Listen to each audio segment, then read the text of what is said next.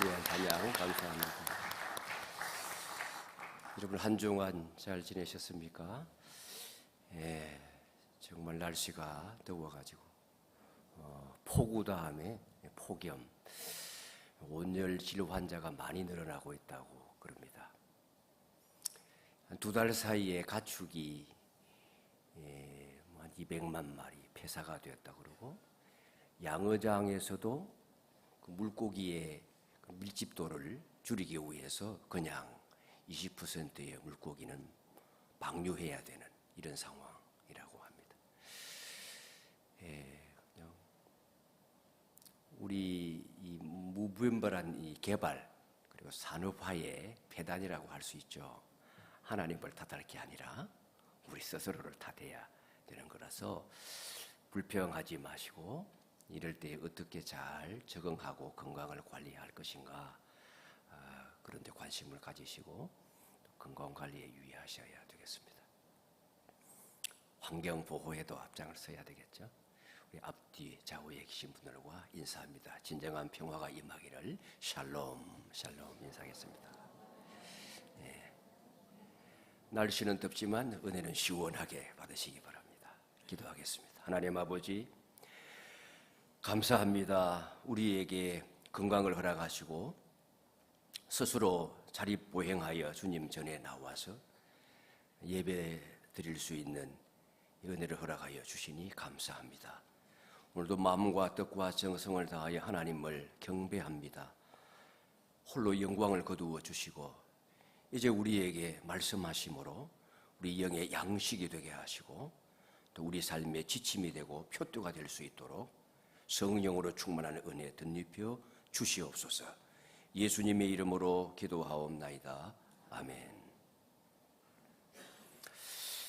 성도 여러분, 마리 앙뚜아네트 정후군이라는 말을 들어보셨죠?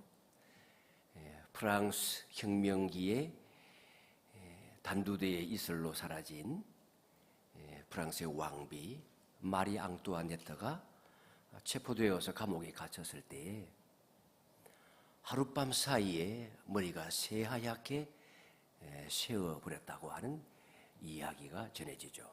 이게 사실인지 아닌지는 모르지만 과학적으로도 우리 인간이 극심한 스트레스를 받거나 트라우마를 겪게 되면 그렇게 머리가 휘어지는 현상이 있다고 하죠. 하룻밤 사이에 감옥에 갇혀서 그렇게 머리가 하얗게 새어질 만큼의 엄청난 절망감에 사로잡히는 고난, 그 고난을 바울과 실라가 복음을 전하다가 겪게 됩니다. 그런데 그들의 반응은 달라요. 절망하지 아니하고 찬송합니다. 포기하지 아니하고 기도합니다. 그리고 하나님께서 그들의 옥중 예배를 받으시고 그들을 통하여 오히려 복음의 문을 활짝 여십니다.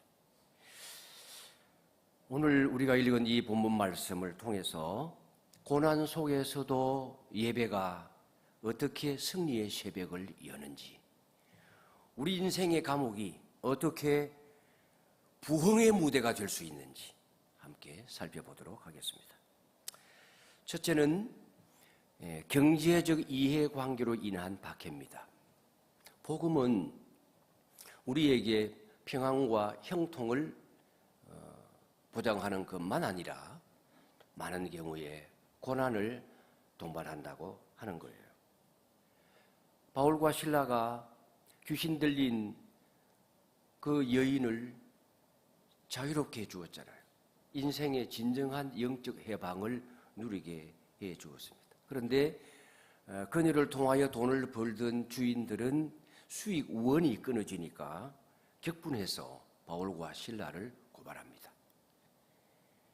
여러분, 진리의 복음이 이 세상의 이해관계와 맞부딪히게 될 때에 이런 갈등이 생기는 것입니다.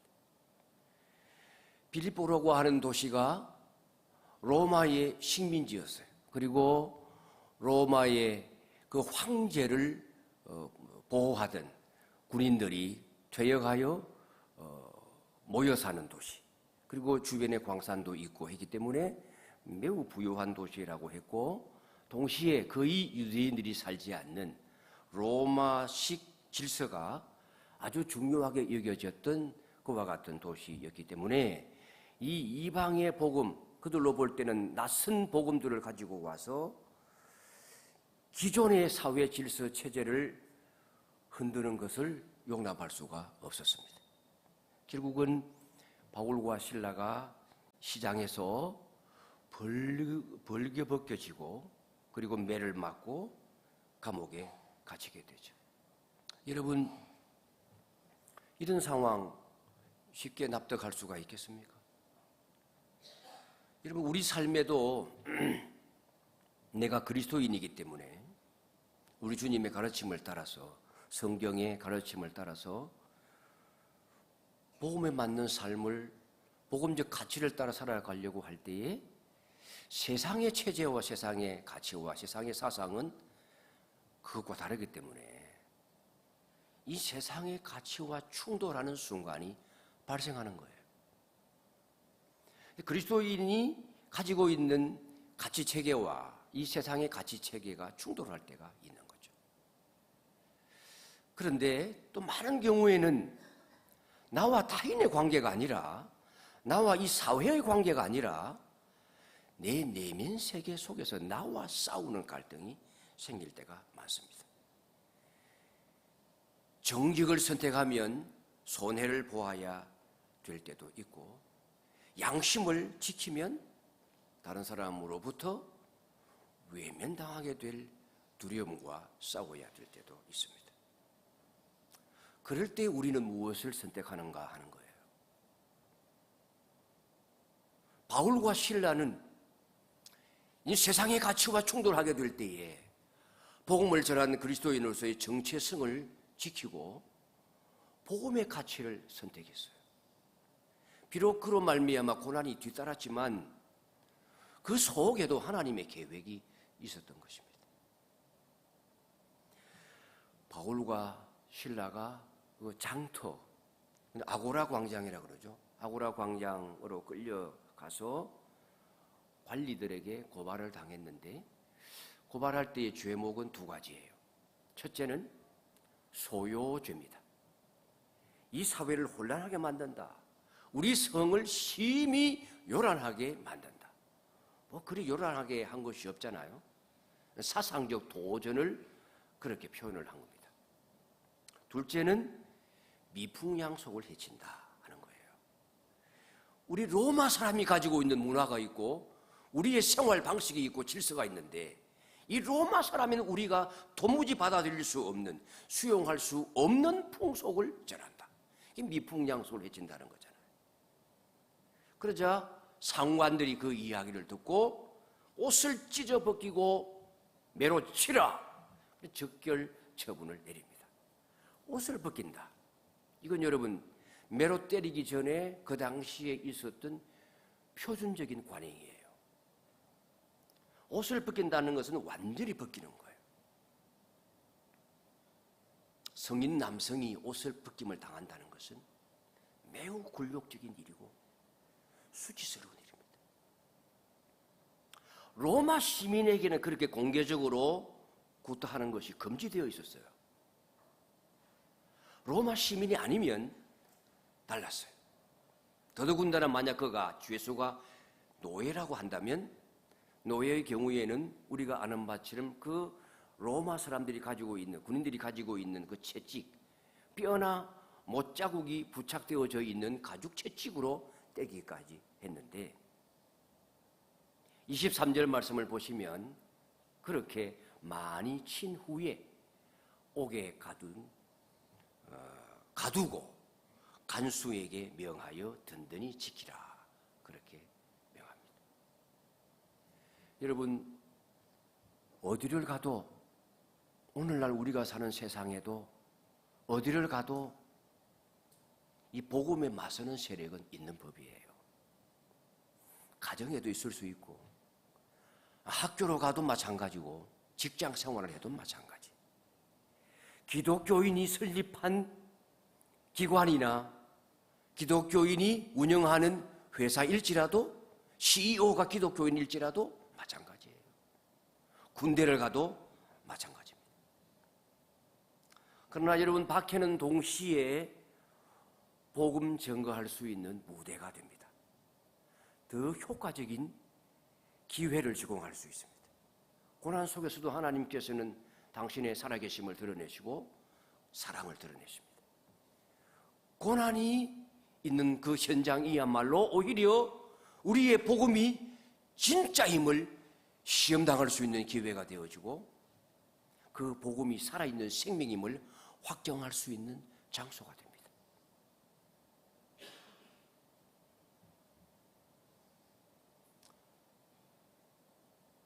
복음은 고난을 동반합니다. 둘째로, 고난 속에서의 예배입니다. 본문에서 바울과 실라가 이 고난을 당하면서도 옥중에서 하나님께 예배드리는 모습을 볼 수 있어요. 참 인상적인 구절이 25절입니다. 한밤중에 바울과 실라가 기도하고 하나님을 찬송하며 하매 죄수들이 듣더라.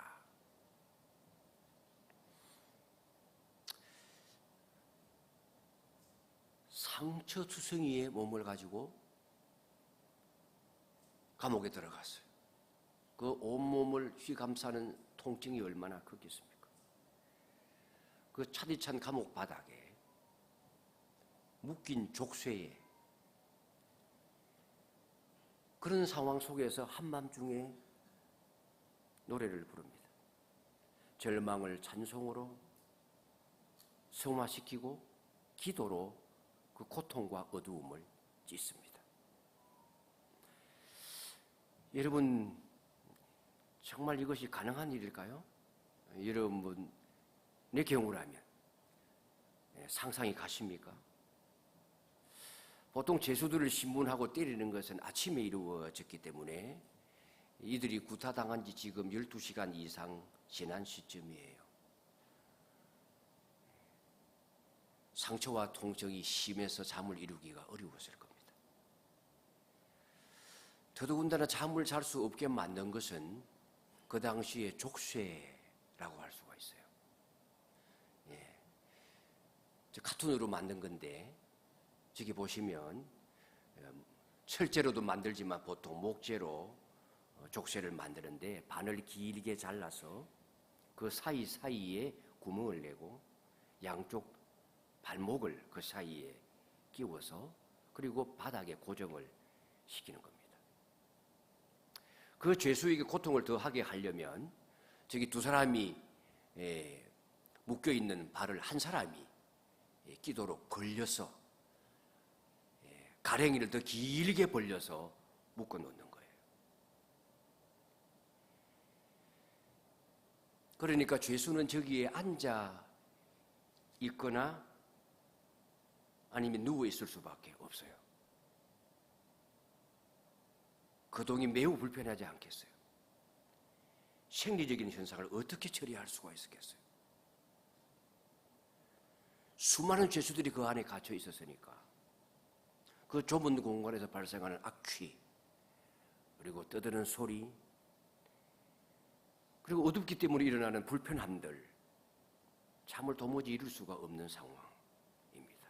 그런 환경에서 찬송을 부르고 기도를 하는 거예요.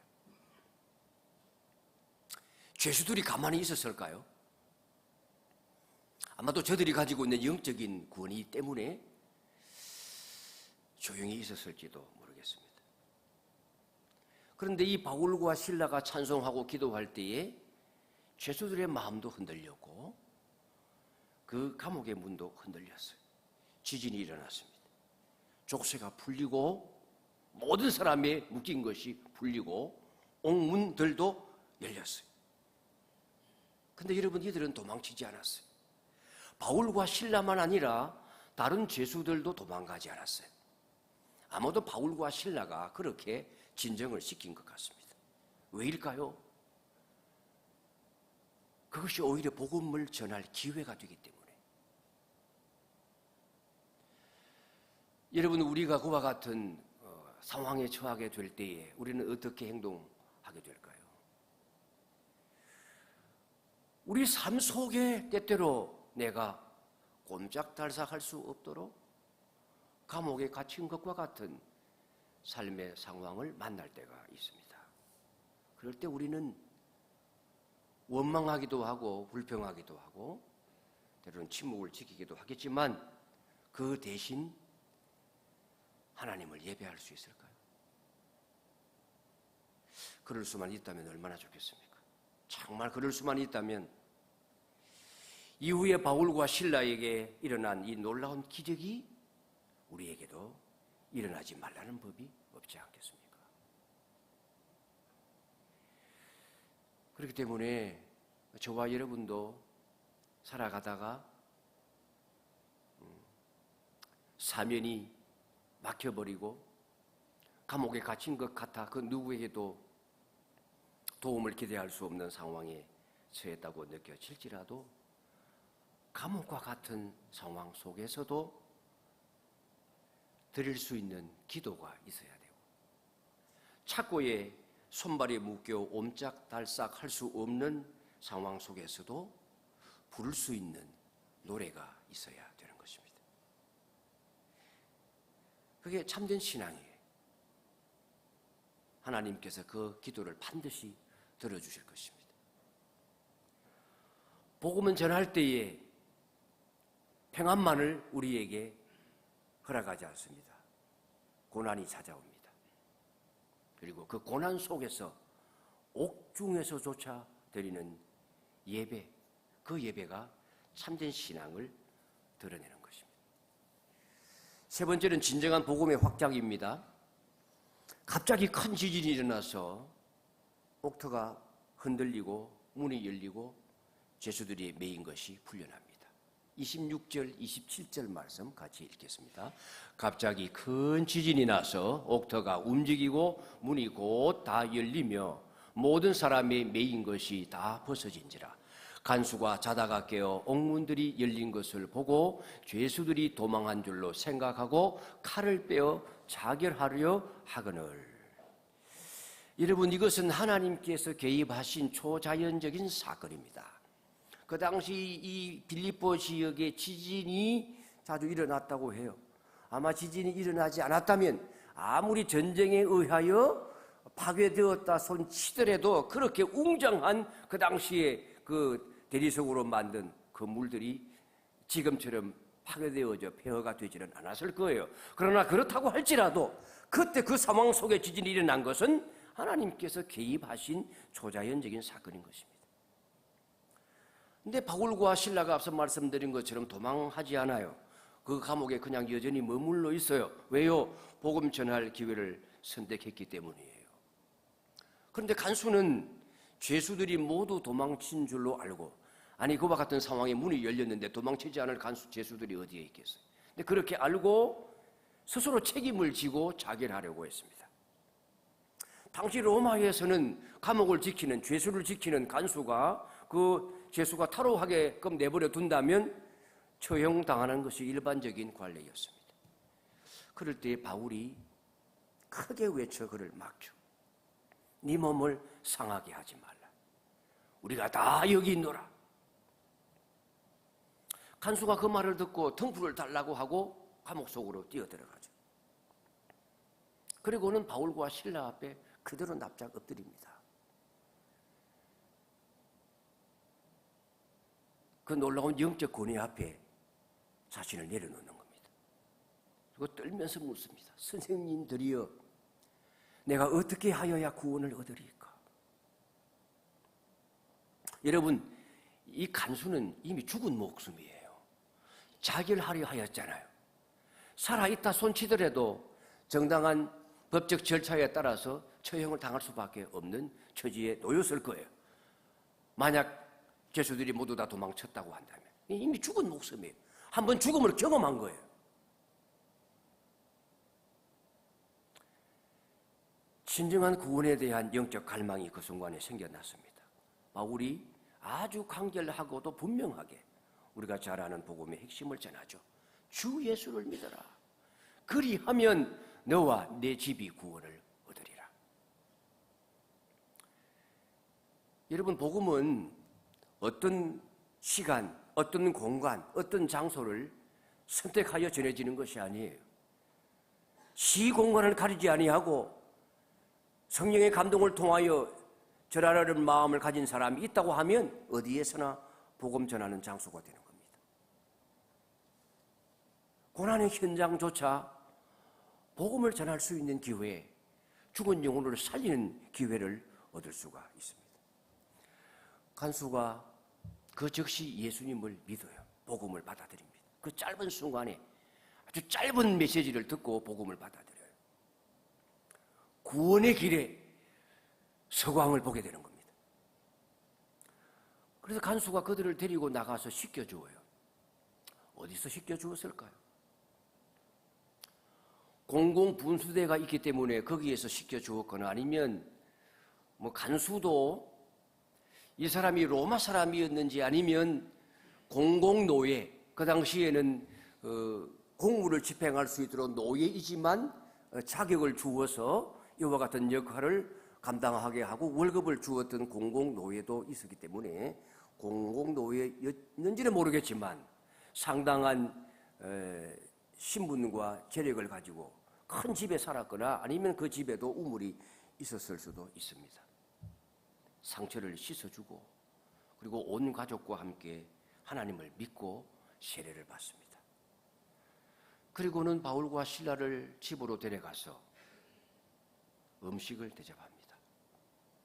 여러분, 이것은 아주 요약된 성경의 기록이기는 하겠지만은 그러나 그 순간순간에 매우 급박하게 그리고 재빠르게 이 간수가 예수님을 받아들이고 믿자마자 저들을 영접하고 씻겨주고 환대하고 밥을 먹이고 그렇게 대접하고 섬기면서 변화되는 모습을 볼 수가 있습니다.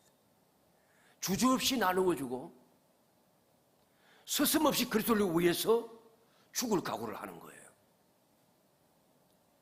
간수의 신분으로 유대인이 아닌 사람이 로마 황제를 섬기거나 로마 사람이 섬겨야 할 신을 숭상하는 자가 갑자기 변화되어져서 예수님을 왕으로 믿으면서 이렇게 돌변하는 것은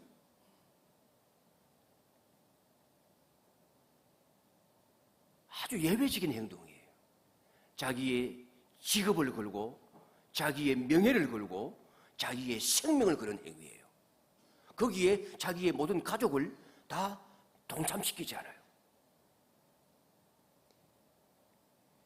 예수님을 믿는 순간에 사람이 이토록 급격하게 변하는 거예요.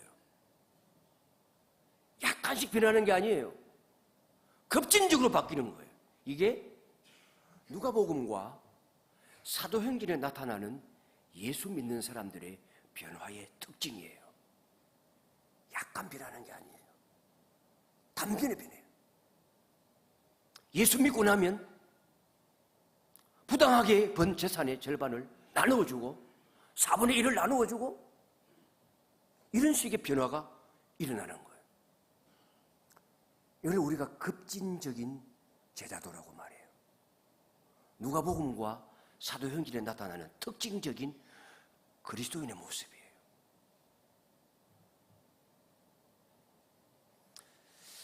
이러한 우여곡절을 거치면서 복음이 감옥의 벽을 넘어서 가정으로 그리고 그 빌립보 도시로 그리고 더 넓은 세상으로 역동적으로 전파되어져 가는 것입니다.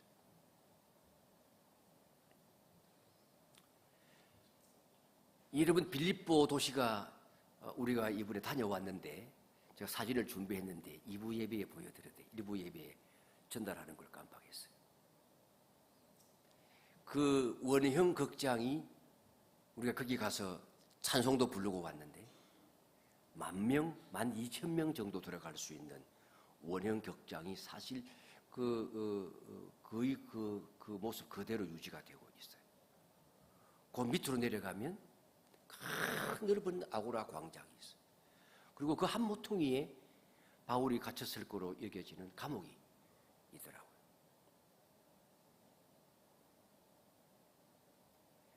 매우 많은 사람이 사는 도시, 그리고 그 옆에 바실리카라고 하는 세계의 회랑으로 되어져 있는 큰 예배당의 그 흔적이 남아있어요. 예배당의 기둥을 세우는 기초석이 하트 모양으로 되어져 있더라고요. 그 이후에 매우 기독교가 번성했던 지역이에요. 그렇게 넓은 세상으로 복음이 역동적으로 전파되어져 간 것은 루디아를 통하여, 그리고 이 감옥에 있는 간수를 통하여 복음이 더욱더 확산되어 갔을 것으로 봅니다. 우리 역시 이러한 제자도의 정신으로 무장할 필요가 있어요. 고난 속에서도 복음을 전하고 기쁨으로 순종하는 제자의 삶. 저와 여러분도 부족하지만 성령의 도우심으로 그와 같은 제자의 삶을 살아갈 수 있게 되기를 주의 이름으로 축원합니다. 복음 전할 때에 고난이 함께합니다. 고난 속에서도 예배하는 것이 참된 신앙입니다. 제자가 된다는 것은 죽음까지 각오하는 적극적인 변화를 요구하는 것입니다. 마지막으로 복음 전파자의 지혜에 대하여 말씀을 드리겠습니다. 다음 날 관리들이 조용하게 바울과 실라를 풀어주라고 합니다. 웬일일까요? 어떤 사람들은 루디아가 가지고 있는 재력과 그 인맥을 동원하여 관리들에게 작업을 한 것 아닌가, 이런 생각을 하는 분들도 계세요. 알 수는 없어요. 그런데 바울이 여기에서 좋다 하고 나오지 않아요. 로마 시민권을 내세우면서 공개적으로 사과하라고 강하게 나옵니다. 관리들이 와서 우리를 직접 데리고 나가게 하라, 그렇게 요구하죠. 여기서 의문이 하나 들어요. 아니, 그러면 왜 진작에 매 맞기 전에, 감옥에 들어오기 전에 나는 로마 시민권자다라고 말하지 않았는가? 왜 매를 맞고, 맞을 만큼 매를 맞고 그 고통을 당하면서 착고에 차이고 감옥에 갇혀서 그 감옥 안에서 고생을 하고 풀어줄 때에야 자신이 로마 시민권자임을 밝혔는가 하는 거예요. 여러분, 의문점이 생기지 않습니까? 사람들은 몇 가지 가능성을 생각해요. 첫 번째는 이 사건이 너무 급박하게 전개되었기 때문에 변론할 기회조차 없이 그냥 일사천리로 그냥 그렇게 감옥에 갇혀버렸다. 두 번째는 재판 중에 항의를 했지만 워낙 군중들의 그 소음이 강해서 그 속에 그 호소하는 소리가 묻혀버리지 않았을까 하는 거예요. 세 번째는 그 당시의 공식 언어는 라틴어였기 때문에 로마 사람들의 라틴어에 이 바울과 실라가 좀 익숙하지 못해서 제대로 알아듣지 못한 것 아닌가, 그런 생각을 해요.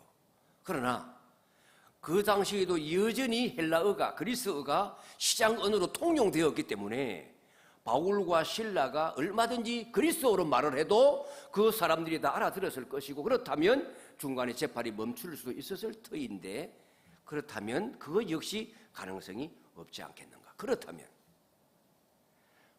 왜 진작에 시민권을 내세우면서 맞지 않는 방법을 택하지 않았을까? 타당한 해석은 바울과 실라가 이 고통을 감내함으로써 오히려 전략적으로 침묵을 선택한 것 아닌가, 그렇게 생각을 해요. 이들에게는 시민권을 근거로 해서 법을 어긴 판사들, 자세하게 절차를 따라서 물어보고 우리의 신분에 대하여 물어보고 차분하게 법을 집행하지 아니하고 판사들이 그 법을 어기게 만들므로 말미암아 유리한 입지를 확보하려고 하는 계산이 있지 않았을까? 그리고 만약에 시민권자임을 내세웠을 때에 그러면 시민권 정서를 내보아라 라고 하면 사본이 없는 경우에 이 사본을 공정하기 위해서 고향까지 갔다 와야 되는데, 여기 빌립보에서 바다를 건너와서 드로아에서 마게도냐로 건너와서 첫 성에 지금 갇혀 있는 상황에서 저 멀리 다시 돌아가서 길리기아 다소까지 고향까지 가려고 하면 800km 이상 되는 거리를 걸어서 배를 타고 왔다 갔다 하려면 적어도 2달 이상 걸리는 거리에, 그러면 그 사이에 구금 상태에 있어야 한다면 복음을 전하는 열정을 가지고 있는 바울과 실라의 입장에서는 답답하기 짝이 없는 입장이니까 미리 예측을 해보았을 때에 소지하고 있지 않았다고 한다면 차라리 이런 방식을 통하여 이후에 일어나게 될 복음 전파의 정당성을 확보하고 빌립보에 있는 그리스도인들의 신분을 지켜주고 그리고 시간을 단축하는 것이 좋지 않았을까, 그런 생각을 했을 수 있다고 보는 거죠. 그리고 설사 시민권 사본을 소지하고 있었다고 할지라도 그 진위 여부를 확인하는 과정이 복잡했을 거니까 결과는 비슷했을 것으로 생각하는 것입니다. 아무튼 바울은 자신들이 단순한 소유꾼이 아니다. 우리는 정당한 시민으로서 우리의 믿는 바를 전할 권리가 있다. 정당한 권리가 있다는 사실을 드러내기를 원했던 겁니다. 그렇게 자신들의 결백을 분명하게 밝힘으로 말미암아 그곳에 있는 그리스도인들, 이미 교회가 형성되어 있지 않습니까? 교회가 불필요한 박해를 받지 않도록, 불필요한 오해를 받지 않도록 방어막을 마련한 것이다, 이렇게 볼 수가 있고, 앞으로 사도 바울이 또다시 복음을 전하게 될 때에 그 선교 사역에 대한 방어 장치를 마련하기 위하여 전략적으로 의도성을 가지고 핍박을 받고 이후에 정당성을 확보한 것 아닌가, 그렇게 생각을 하는 거예요. 그렇다고 한다면 우리가 여기에서 한 가지 중요한 것을 깨달을 수가 있어요. 그리스도인으로 살아갈 때에 복음이 당연히 고난을 동반하지만은 일부러 고난을 당할 필요는 없는 거죠. 때로는 억울함을 참는 것이 능사가 아니라는 거예요. 때로는 정당함을 주장하는 것도 복음을 위한 길이 될 수 있다고 하는 거예요. 우리가 복음을 전할 때 지혜롭게 행동해야 됩니다. 때로는 침묵해야 되고 때로는 항의해야 돼요. 때로는 나서야 할 때가 있고 때로는 기다려야 될 때도 있는 거죠. 성령의 인도함을 받는 자들은 이와 같은 영적 분별력을 가지고 지혜롭게 행동해야 되는 것입니다. 결국은 관리들이 와서 사과하고 직접 데리고 나가서 이성을 떠나달라, 그렇게 요청을 하죠. 바울과 실라가 먼저 루디아의 집에 찾아가서 그곳 교회의 성도들을 위로하고 그리고는 다음 선교지 데살로니가로 떠나게 됩니다. 사랑하는 성도 여러분, 오늘 말씀이 우리에게 주는 교훈이 무엇입니까? 복음을 믿는다고 고난이 없는 것은 아닙니다. 고난 중에도 하나님의 존재를 인정하고 그의 능력을 신뢰함으로 기도하고 찬송하며 예배하는 삶이 진짜 신앙입니다. 예수를 믿고 따른다고 하는 것은 죽음조차 두려워하지 않는 적극적인 변화를 동반합니다. 우리가 그리스도로 살아가려고 할 때에 비둘기처럼 순결해야 하기도 하지만 뱀처럼 지혜롭기도 해야 됩니다. 그리고 하나님께서 주신 모든 자원을 동원해서 지혜롭게 복음을 전하는 성도들이 되어야 합니다. 오늘 말씀이 여러분의 삶에 어떤 도전을 줍니까? 고난 가운데 계신 성도님들, 낙심좌절하지 마시고 복음 때문에 당하는 고난이라면 더더욱 그 마땅한 것인 줄로 알고 하늘나라의 영광스러운 면류관인 줄로 알고 잘 이겨내시고 견뎌내시고 고난 중에도 살아계신 하나님을 신뢰함으로 예배하는 영성을 잃지 않게 되기를 주의 이름으로 축원합니다. 그리고 예수님을 믿는다는 것은 입술의 고백으로만 끝나는 것이 아니라 우리의 삶 속에 신속한 변화와 급진적인 순종이 뒤따라야 한다는 사실을 명심하시고 한 걸음 더 변화된 모습으로 주님의 뒤를 바짝 따르기를 결단하는 은혜가 있기를 주의 이름으로 축원합니다. 그리고 우리의 삶 속에 하나님이 주시는 지혜로 그리스도인의 빛과 소금을 더욱더 밝히 드러내고 그 사명 감당하는 주님의 자녀들이 되기를 주의 이름으로 축원합니다. 주신 말씀 생각하면서 우리 함께 찬양합니다. 나는 하나님을 예배하는 자입니다. 어디에서 예배합니까? 예배당에서만 아니라 가정에서, 직장에서, 사회에서, 삶 속에서 언제나 내가 서 있는 곳 어디에서나 하나님을 예배하는 자로 살아가야 하겠습니다.